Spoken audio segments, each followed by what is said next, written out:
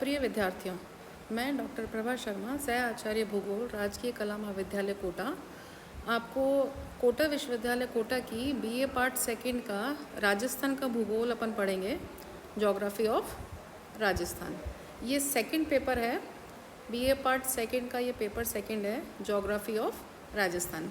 पिछले वीडियो में मैंने आपको ज्योग्राफी की राजस्थान के भूगोल की प्रारंभिक जानकारियाँ या सामान्य जानकारियाँ दी थी।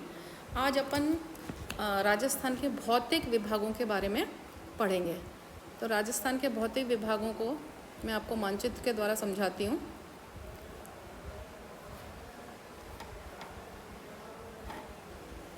ये आप देख रहे हैं, ये राजस्थान का मानचित्र है। तो राजस्थान को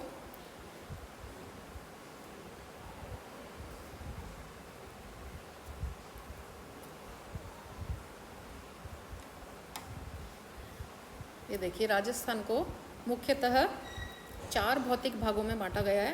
पहला आपको नज़र आ रहा है इधर, यह है पश्चिमी रेतीला मैदान।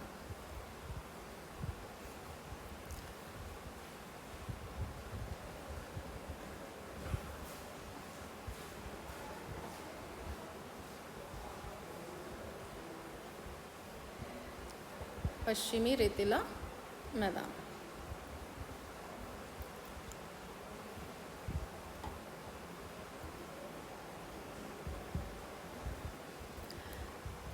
ये देखिए, ये पहला है इधर से रेतीला शुष्क मैदान। ये पहला भौतिक विभाग है राजस्थान का। दूसरा आपको इधर ये नज़र आ रहा है अरावली पर्वतमाला, ये दूसरा अरावली पर्वतमाला। और ये यहाँ पे तीसरा है पूर्वी मैदान, और ये चौथा है दक्षिणी पूर्वी पठार, या इसको दक्षिणी पूर्वी हाड़ौती का पठार भी कहते हैं। तो इस तरह से राजस्थान को 4 भागों में बांटा गया है। अब देखिए बच्चों, सामान्यतः अगर अपन राजस्थान को देखें कि राजस्थान में विविधता पाई जाती है स्थलाकृतियों के मामले में। पश्चिम में रेतीला मैदान है, मध्य में अरावली पर्वतमाला है, पूर्व में पूर्वी मैदान है, मैदानी भाग है, और दक्षिण पूर्व में पठारी भाग है। तो इस तरह से राजस्थान में रेतीला भाग, पर्वतमाला, मैदानी भाग और पठारी भाग, चारों प्रकार की स्थलाकृतियाँ पाई जाती हैं। तो अब अपन देखें कि राजस्थान के अंदर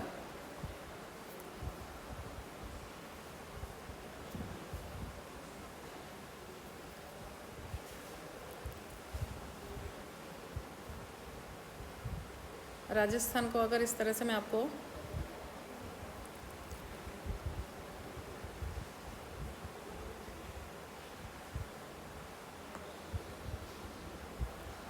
राजस्थान का अपन भौतिक विभागों में देखें तो अभी अपने मानचित्र में देखा था, वही चीज़ अपन इधर लिखा हुआ देखते हैं। तो पहला जो है वो है पश्चिमी रेतीला मैदान, या इसे मरु प्रदेश भी कहते हैं। थोड़ा बड़ा कर देती हूँ मैं आप लोगों के लिए। दूसरा है अरावली श्रेणी, या इसको पहाड़ी प्रदेश भी कहते हैं, अरावली पर्वतमाला। तीसरा, जैसा कि अपन ने मानचित्र में देखा था, पूर्वी मैदान, या इसे पूर्वी बेसिन भी कहते हैं।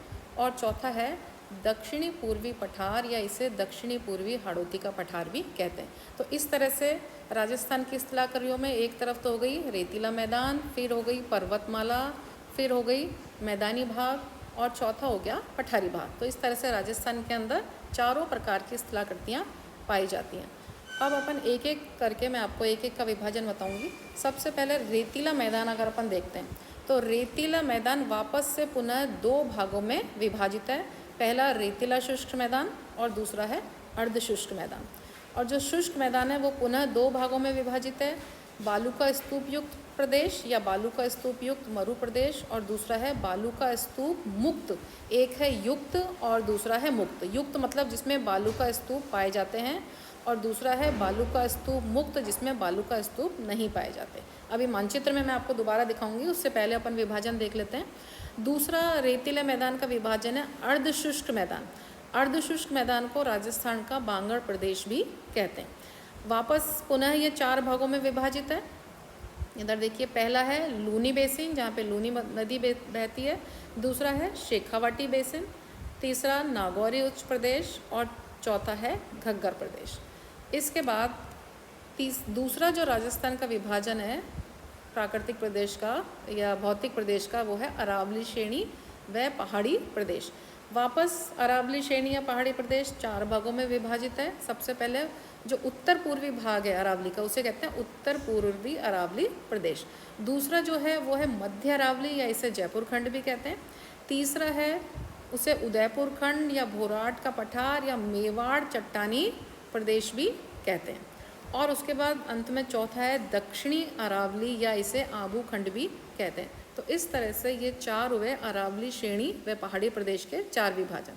अब उसके बाद पूर्वी मैदान या पूर्वी बेसिन का अपन देखते हैं कि पूर्वी मैदान में पुनः 3 भागों में विभाजित है। पहला चंबल बेसिन जहाँ चंबल नदी प्रवाहित होती है। दूसरा बनास बेसिन जहाँ बनास नदी प्रवाहित होती है। तीसरा माही बेसिन जहाँ पे माही नदी प्रवाहित होती है, इसे 56 बेसिन भी कहते हैं या इसे 56 का मैदान भी कहते हैं। चौथा राजस्थान का विभाजन है, राजस्थान के भौतिक प्रदेशों का दक्षिणी पूर्वी पठार या इसे दक्षिणी पूर्वी हाड़ौती का पठार भी कहते हैं। वापस ये पुनः 2 भागों में विभाजित है, जैसा आपको नज़र आ रहा है यहाँ, विंध्यन भूमि और दूसरा दक्कन लावा प्रदेश। अब इसके बाद सबसे पहले अपन पहला वाला चालू करते हैं, रेतीला मैदान या पश्चिमी मरु प्रदेश इसे कहते हैं। अब जैसा कि मानचित्र में आपको अभी मैंने बताया था कि ये इसका जो विस्तार है ये राजस्थान के उत्तर पश्चिम से पश्चिम में फैला हुआ है और ये राज्य का कम से कम भी 61% भाग 61% भाग ये कवर करता है। और इसकी जो सबसे इम्पॉर्टेंट चीज़ है बच्चों, ये आपने बहुत फिजिकल ज्योग्राफी में भी फर्स्ट ईयर में आप पढ़ा होगा कि जो इसकी उत्पत्ति है, इस मरु प्रदेश की जो उत्पत्ति है वो टैथीस सागर से हुई है। यहाँ पे पहले टैथीस सागर था, इस वजह से यहाँ पे अवसादी चट्टानें पाई जाती हैं और यहाँ पे जीवाश्म खनिज पाए जाते हैं, जिसकी वजह से अभी आपने देखा होगा कि यहाँ पे प्राकृतिक गैस और कोयला और पेट्रोलियम प्राप्त हुआ है। जो थार का मरुस्थल है, ये जो पश्चिमी भाग है ये थार के मरुस्थल का ही विस्तार है। इसके जो उत्तर पूर्व से इसके जो दक्षिणी पश्चिमी जो इसका विस्तार है वो 640 किलोमीटर है और पश्चिम से पूर्व ये 300 किलोमीटर चौड़ा फैला हुआ है। और इसका जो क्षेत्रफल है, इसका जो एरिया है वो 1,75,000 वर्ग या स्क्वायर किलोमीटर है। और अभी मैं आपको मानचित्र में इसमें समझाऊंगी। जो सबसे इम्पॉर्टेंट भाग है कि पूर्वी राजस्थान और पश्चिमी राजस्थान को जो अलग करती है वो एक 50 सेंटीमीटर की समवर्षा रेखा है जिसे जल विभाजक कहते हैं। और इस पश्चिमी रेतीले मैदान की जो पूर्वी सीमा है वो तो 50 सेंटीमीटर की समवर्षा रेखा, या अपन यूँ कह सकते हैं इस तरफ ही अरावली पर्वतमाला भी है, ठीक है। और जो इसकी जो पश्चिमी सीमा है वो अंतर्राष्ट्रीय सीमा बनाती है पाकिस्तान से, जिससे रेड क्लिफ अंतर्राष्ट्रीय सीमा कहते हैं। और इसके अंदर 12 जिले सम्मिलित हैं। किसके अंदर? पश्चिमी रेतीले मैदान के अंदर 12 जिले सम्मिलित हैं। मैं आपको मानचित्र में भी अभी बताऊंगी। गंगानगर, हनुमानगढ़, बीकानेर, चूरू, सीकर, झुंझुनू, जैसलमेर, बाड़मेर, जोधपुर, नागौर, पाली और जालौर। अब अपन इसको मानचित्र में देख लेते हैं।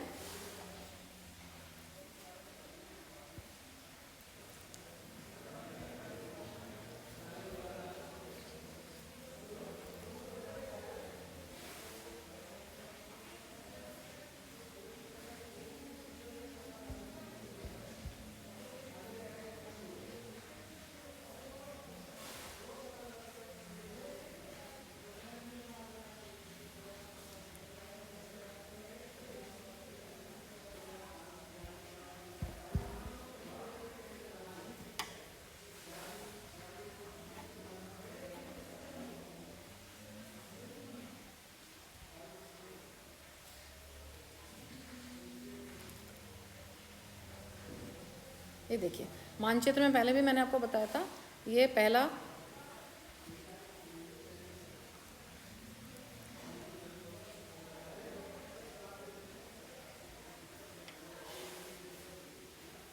अब ये सीधा हो गया। हाँ, अब देखिए ये पहला वाला जो भाग है अपना रेतीला शुष्क मैदान, ये अभी मैंने आपको समझाई थी कि इसको जो रेतीला शुष्क मैदान है ये पूर्वी भाग से जो अलग होता है, ये वाला पूरा कहलाता है पूर्वी राजस्थान और ये पूरा कहलाता है पश्चिमी राजस्थान। तो जो रेतीला शुष्क मैदान है पश्चिमी राजस्थान में पूरा, और रेतीला शुष्क मैदान को या यूँ कहें कि पश्चिमी राजस्थान को पूर्वी राजस्थान से जो अलग करती है वो ये एक 50 सेंटीमीटर की समवर्षा रेखा है। इसको आइसोहाइट कहते हैं। आइसोहाइट का मतलब होता है समान वर्षा दिखाने वाली रेखा। तो इस रेखा के पूर्व में, मतलब ये जहाँ जहाँ से रेखा जा रही है इसके पूर्व वाले भाग में यहाँ पर तो 50 सेंटीमीटर से अधिक बरसात होती है या वर्षा होती है, और इसके पश्चिम में इधर 50 सेंटीमीटर से कम बारिश होती है। तो इस तरह से ये 50 सेंटीमीटर की जो सम वर्षा रेखा है वो इस राजस्थान को, या यूँ कहें कि रेतीले शुष्क मैदान को पूर्वी राजस्थान से अलग करती है। तो ये हुआ आपका रेतीला शुष्क मैदान।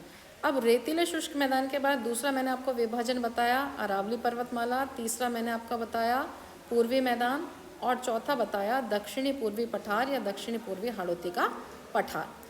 अब इसका जो विस्तार है इधर से, तो देखिए यहाँ से पूर्व से पश्चिम, यहाँ से पाकिस्तान की सीमा लगती है इधर, तो ये थार का मरुस्थल का विस्तार है। तो यहाँ रेड क्लिफ रेखा से लेकर और यहाँ 50 सेंटीमीटर समवर्षा रेखा तक इसका विस्तार पाया जाता है। इसके दक्षिण पश्चिम में इधर कच्छ का रण है, और इसके उत्तर में इधर उत्तर के अंदर ये वाला भाग अपना पंजाब और दिल्ली का आ जाता है। अब दूसरा अपन देखते हैं कि जो रेतीला शुष्क मैदान है, इसकी मैंने अभी आपको विशेषताएं बताई। अब जो रेतीला शुष्क मैदान है ये भी दो भागों में विभाजित है। रेतीला शुष्क मैदान को भी पूरा, तो रेतीला शुष्क मैदान जो पूर्वी राजस्थान में विभाजित है वो तो है 50 सेंटीमीटर की समवर्षा रेखा इसको विभाजित करती है। पुनः जो रेतीला शुष्क मैदान है इसको भी, ये इधर आप देख रहे हैं ये जो लाइन है ये है 25 सेंटीमीटर की समवर्षा रेखा, मतलब इससे इधर 25 सेंटीमीटर से अधिक बारिश होती है और इसके पश्चिम में 25 सेंटीमीटर से कम बारिश होती है। तो ये 25 सेंटीमीटर की समवर्षा रेखा रेतीले शुष्क मैदान को दो भागों में विभाजित करती है। तो जो इसके इधर वाला भाग है, मतलब 25 सेंटीमीटर से कम वर्षा वाला भाग है, वो कहलाता है शुष्क मैदान, और इसके जो ये पूर्व वाला भाग है ये कहता है अर्धशुष्क मैदान, कि यहाँ पे 25 सेंटीमीटर से अधिक बारिश होती है, इस वजह से ये अर्धशुष्क, और ये पूरा की पूरा शुष्क। तो ये शुष्क मैदान और ये अर्धशुष्क मैदान कहलाता है। इसके बाद इसी में जो रेतीला शुष्क मैदान है, वापस मैंने आपको पहले बताया था कि इसके भी दो विभाजन, मानचित्र में मैं आपको बताती हूँ अभी, इसके भी दो विभाजन हैं।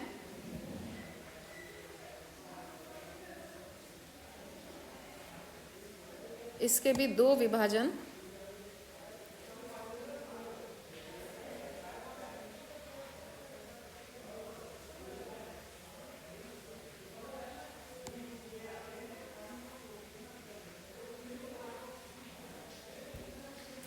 जो पश्चिमी मरु प्रदेश है,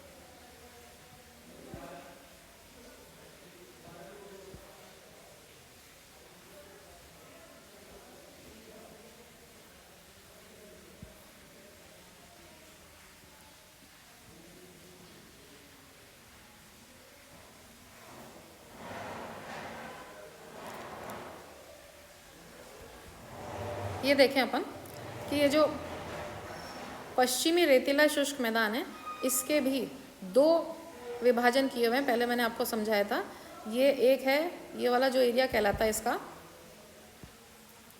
बालू का स्तूप मुक्त प्रदेश, और ये जो पूरा की पूरा ये वाला जो एरिया है ये बालू का स्तूप युक्त प्रदेश है। अब यहाँ पे बालू का स्तूप मुक्त प्रदेश का मतलब है कि ये वो एरिया है जहाँ पे बालू का स्तूप नहीं पाए जाते, और ये इस पूरे भाग का, मतलब इस पश्चिमी वाले इस भाग का ये 41.50% भाग है, और दूसरी तरफ है जो ये बालू का स्तूप युक्त प्रदेश है ये 58% भाग पर स्थित है। तो इस तरह से ये दो भाग है कि यहाँ पर तो ये बालू का स्तूप युक्त है, यहाँ पर तो ये बालू का स्तूप पाए जाते हैं, और इस वाले भाग में बालू का स्तूप नहीं पाए जाते हैं। अब इसका अगर अपन उत्तर पूर्व व दक्षिण पश्चिमी विस्तार देखें रेतीले मैदान का, तो ये अगर ये वाला भाग देखें, इसका उत्तर पूरब से, है ना, उत्तर पूर्व से दक्षिण पश्चिम ये 640 किलोमीटर इसकी लंबाई है। तो इसकी जो लंबाई हुई वो है 640 किलोमीटर। ये वाली जो लंबाई है वो 640 किलोमीटर है, और इसकी जो चौड़ाई है वो 300 किलोमीटर है। तो लंबाई तो 640 किलोमीटर और इसकी जो चौड़ाई वो 300 किलोमीटर है। और इसका अगर अपन अक्षांशीय विस्तार देखें तो यहाँ पे आप देख रहे हैं 25 डिग्री उत्तरी अक्षांश से यहाँ पे 30 डिग्री उत्तरी अक्षांश तक, और देशांतरीय विस्तार 69 डिग्री 30 मिनट ईस्ट, मतलब पूरब से 75 डिग्री 45 मिनट पूर्व इसका देशांतरीय विस्तार है।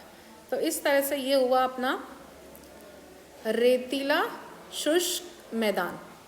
ये पूरा की पूरा, ये वाला वापस एक बार आपको पूरा बता, तो यहाँ से लेके यहाँ तक ये तो कहलाता है पूरा मरु प्रदेश। मरु प्रदेश के वापस पुनः दो विभाजन किए गए हैं, ये अर्धशुष्क मैदान और ये रेतीला शुष्क मैदान। रेतीले शुष्क मैदान के वापस पुनः दो विभाजन है, बालू का स्तूप युक्त प्रदेश और बालू का स्तूप मुक्त प्रदेश, ये दो विभाजन इसके हैं। तो आज की क्लास में अपन ने पढ़ा रेतीला शुष्क, मरु प्रदेश का रेतीला शुष्क मैदान। उसके बाद नेक्स्ट क्लास में मैं आपको मरु प्रदेश के अर्धशुष्क मैदान के बारे में पढ़ाऊंगी। अपनी अगली क्लास में अपन अर्धशुष्क मैदान पढ़ेंगे। Thank you.